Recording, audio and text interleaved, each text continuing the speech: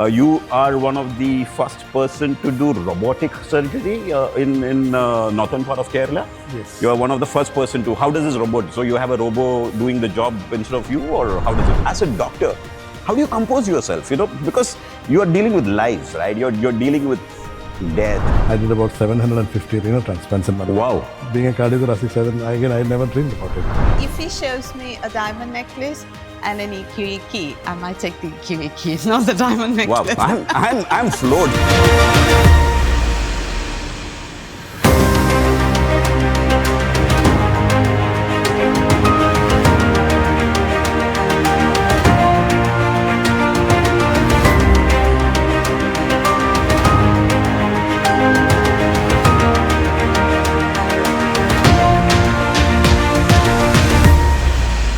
Welcome to another edition of Bridgeway Talks. We try to bring in people who have been accomplished professionals in whatever they do. We have had a lot of people here. We had entrepreneurs, we had corporate people, we have had influencers.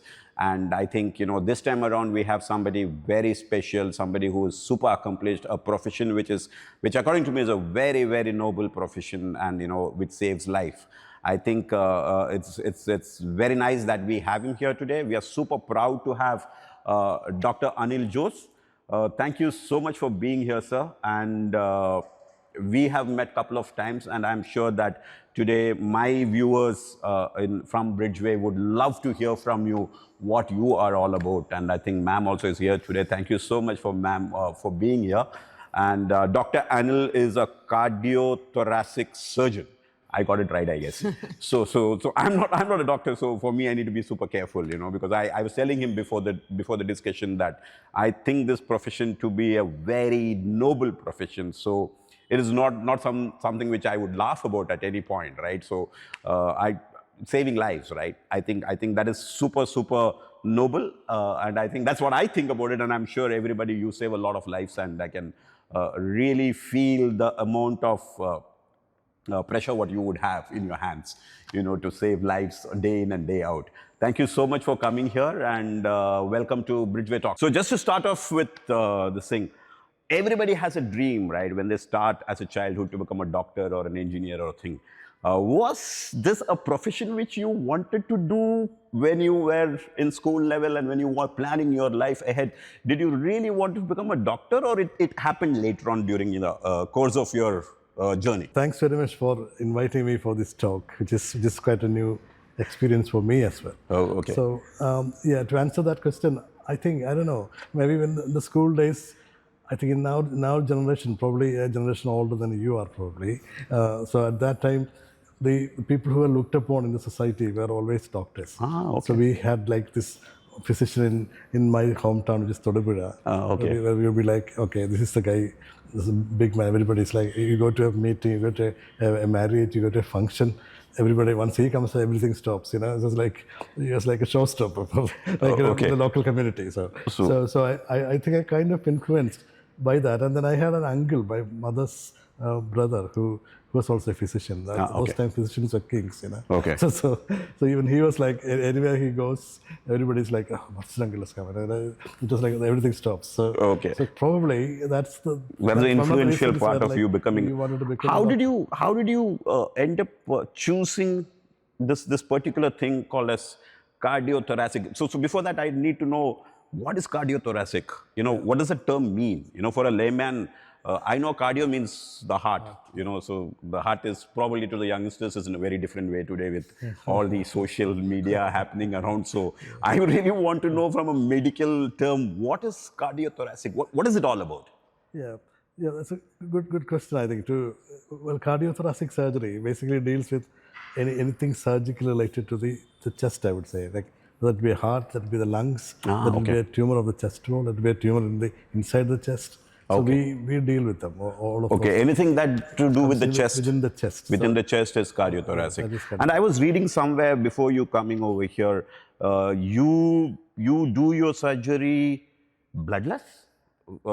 How does it, you try to do surgeries? I try to, because when we started our career, or maybe our training in cardiothoracic surgery, some of them used to start, the moment you start putting knife in, some of these people start blood flowing from the other side. Okay. It was always bloody, and and then when I went abroad and saw how it is being done outside India, Okay. of course, then I realized we don't really need all that blood. We can do if you save when you start doing the case or start doing the operation. If you're like careful, then you probably don't need the blood. So I try not to transfuse most of my patients. Okay. At least 50% of my bypass surgeries, I tend not to give blood at all, because I think the way I do it is it's like economy in the car driving as well. So the moment you try to save from the beginning, the amount of blood loss is much less. Then in that way, one thing we all need to understand why this is important is because you're putting in somebody else's blood in your system. Right. This is not your blood.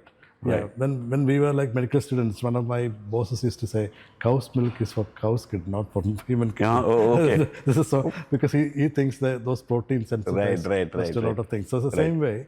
That once we transfuse somebody else's blood into your system, your body the immune systems get activated. Then if you end up at some point in your life, you need to have a transplant, for a kidney transplant or a liver transplant. All these antibodies come up. You have problems with very. I think something which I learned today, because I was always thinking that surgery means there has to be blood. Surgery cannot be with. And I think one more thing which I read was you are one of the first person to do robotic surgery in northern part of Kerala. Yes. You are one of the first person to. How does this robot? So you have a robo doing the job instead of you, or how does it work? Yeah, that's one common question everybody asks. So the robot doesn't do anything by itself. That's one thing we have to understand. Okay. So what it does is, so if we are using a so-called, for example, laparoscopic surgery, everybody knows, keyhole surgery. So what we do is we use these long instruments, we look into the camera, and we operate. So whereas if you have a robot, the robot operates the mechanical side. Like the robot moves the arms, and the robotic arm goes inside small, so it's easy to manipulate. Okay. Whereas in a laparoscopic surgery, we have to do it physically. So it's a bit tiring at times. Okay. We are working using our shoulders all the time. Okay. And then you get tired. Whereas in the robotic surgery, you're sitting in a console. The robot is doing the mechanical bit, so you can have a coffee if you like in between. You can have to take a break if you want to. So this is very interesting. I would have actually changed my profession if that was, because drinking coffee in between surgery is something which thinking a little bit too much into it. I think what will happen eventually is that if I can maybe operate on someone in my Maitha hospital from Bridgeway, or someone in the US can operate in India. Yeah. So basically, it's something very similar to how we right now do service of our car. So if there is something very specifically wrong with your car, we have somebody from Germany guiding us what to do, and it's on an iPad, and you have a screen, and you can do everything. So I think that is probably what. Yeah, I think we are getting to the next level, isn't it? Someone in the US can operate on somebody in Calicut. Would be possible in my children's time, I'm sure. It's not available now, but that is what we are heading to. Yeah. So talking about your children, talking about ma'am, I think let us stop talking about surgery and doctors and things like that. I think give us a little bit about yourself. Where all did you study? Where all did you travel? Because how was your entire family thing happening? How many kids do you have? Give us a little bit more about that. Well, I did my basic medical schooling from Calicut itself, Calicut Medical College. Okay. And then did my master's in surgery from Kottayam. Okay. And did my MCH in cardiothoracic surgery from Trivandrum Medical College. Okay. So then I decided I need to get some foreign training for some years. So I went abroad, worked at King's College Hospital in London. Okay. We worked in the UK for 5 years. So you worked in UK for 5 years. Yeah, then we came to a point where we had to decide whether to stay back as a British citizen or you wanted to come back to your country. So we made the latter choice, clearly. Okay. So you love your country? Yes, I do, of course. I'm just out of curiosity. Just to put one more thing into perspective, I think one other thing which I keep saying is when we were doing our MCH or maybe post-MCH, then our CM at that time, Achyutanandan sir, he went abroad to get a thymectomy operation. So which was kind of upsetting to all of us that we are all here doing it every day, and why is he going to UK? So at UK or US, I can't remember. So anyway, so at that, later I realized he went for this keyhole surgery, which was not available at that time in our place. Okay. So I'm glad I could introduce that Oh, here, that's very nice. here in That's I Malabar, think so- I think the reason why I asked that question also is very simply a lot of people actually today leave your country and go outside to practice, and very rarely you find people coming back to do things over here due to various reasons. It could be money, it could be your profession and things like that. But I think this is brilliant. This is really beautiful that you're back in our country and doing. I'm quite proud. I've been able to do at least 6 or 7 first-time surgeries. Very nice. In Malabar. So Yeah, I think which I never dreamed. Yes. I would be doing if you asked me like 20 years ago.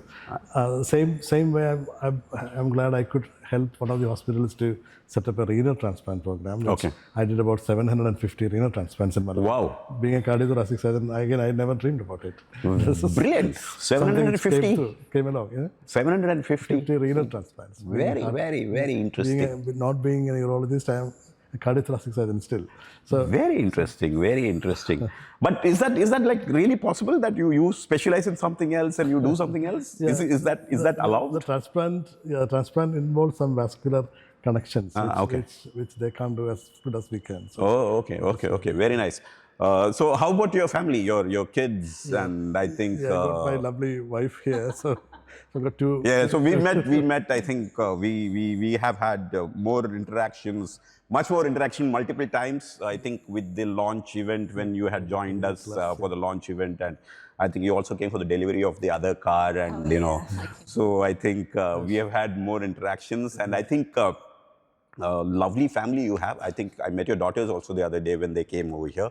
Lovely family you have. Do you really think you will make your daughters doctors? Usually that is how the whole thing happens, right? So you are a doctor, you marry a doctor, your kids are doctors, the entire family is a doctor family. Does that happen with you also? To begin with, he didn't marry a doctor. No, so So the reason why my question was tuned in such a way because I felt very bad. Why are you not a doctor? So I just want a doctor. Okay. So yeah, having only one doctor in the family, I think kids decided not to become doctors.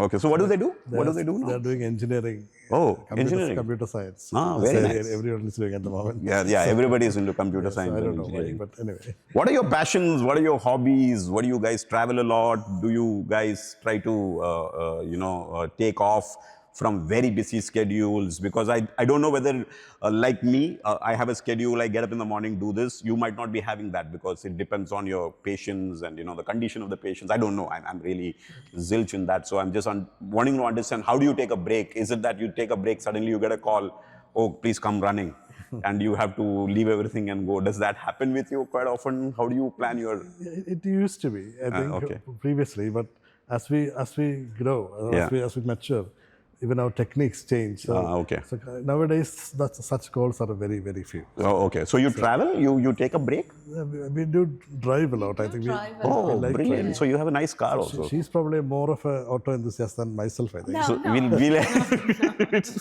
we will come to her within some time because I have to force her to buy another car also for us.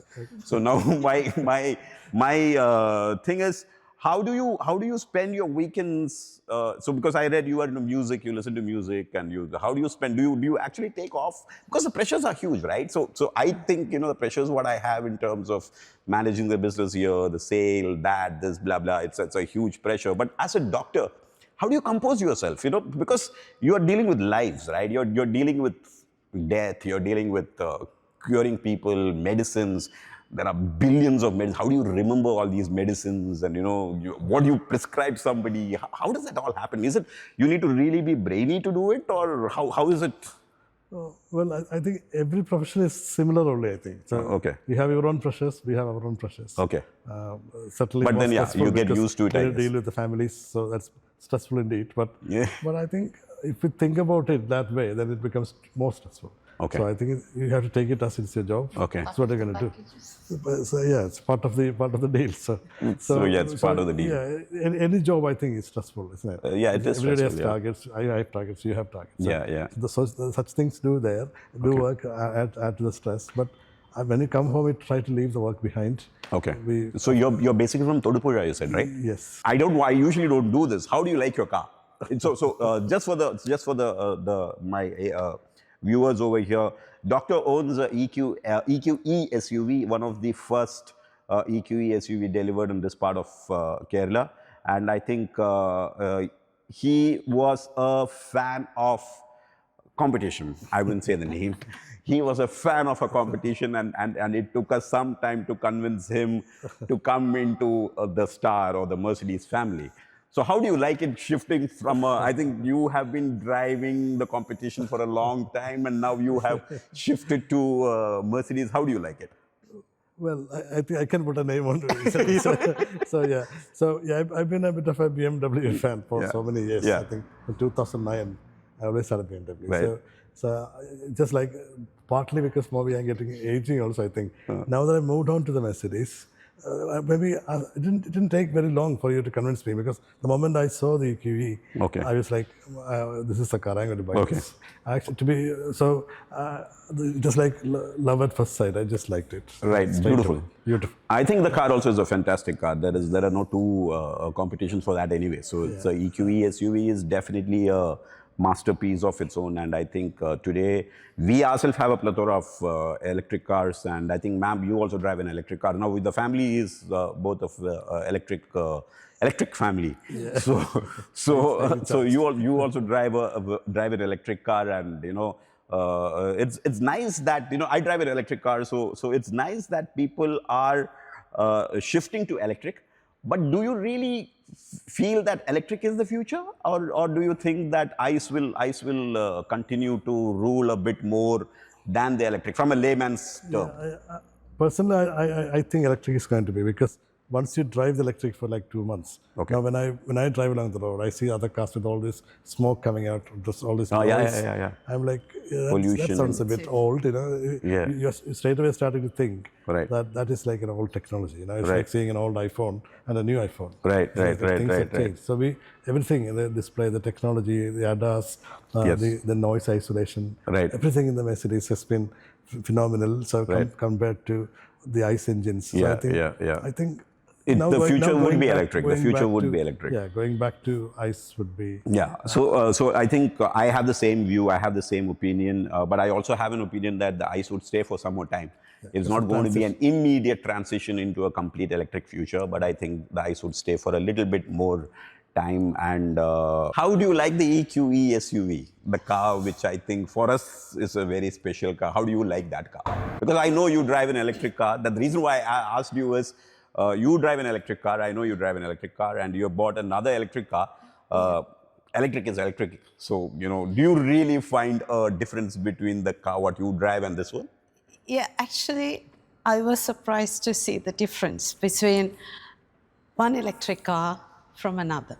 Okay. I've been driving an electric car for the past 2 years. Oh. And then when I thought EQE, what big difference? It's an electric car, but it does make a difference. Nice. It's amazing. Very nice. It is an amazing car. Very, very nice. So when are you planning to buy the EQA?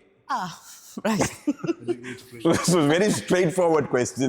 So when do you shift your electric car to an EQA? The problem. Let me take a test drive first. Yeah, and then definitely, we'll yes. decide. Now leaving the car part, how do you find that you have a very famous doctor in your family, and who's done so many surgeries, and how is he at home?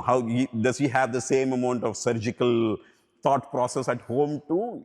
Does he do things with blood or without blood? Oh, he's totally bloodless. He's totally bloodless. But when he starts a cardiac surgery, when he come back home, I used to see blood on his toenails. Oh, okay. Yeah, I think it just pumps the blood. There's loads of blood, I think. But these days, I don't see blood on his clothes or toenails or anyway. He's clean. He comes home clean. He comes home without blood, blood on his hands. Yeah, So, no blood on his hands. So what do you do, ma'am, for your hobbies? Do you travel a lot? A few years, maybe just a few years back, maybe just a couple of years back, I had my children. Okay. So it was a huge task bringing them back from the UK. Okay. And they didn't know both the languages. Oh, they were born in UK? Actually, they were not born in UK, but they did a primary school in the UK. Okay. So they were not at all familiar with either Hindi or Malayalam. Okay. So it took a while to get them used to the you know, Okay, the Indian. social. So, but tell me, coming back from UK, coming to Kozhikode, coming to Bombay, Delhi, Bangalore is understandable. Coming to Kozhikode, don't you think that's like two poles? You know, it's like you're coming from UK to. No, Kerala is where our roots I do are. agree. I personally love Kozhikode and I personally love the place where we are in. But for your kids, you know, coming from a big city where life is happening, fast moving, coming to a super slow place like Kozhikode. Then again, it's like what Anil said earlier. It's the way we see it.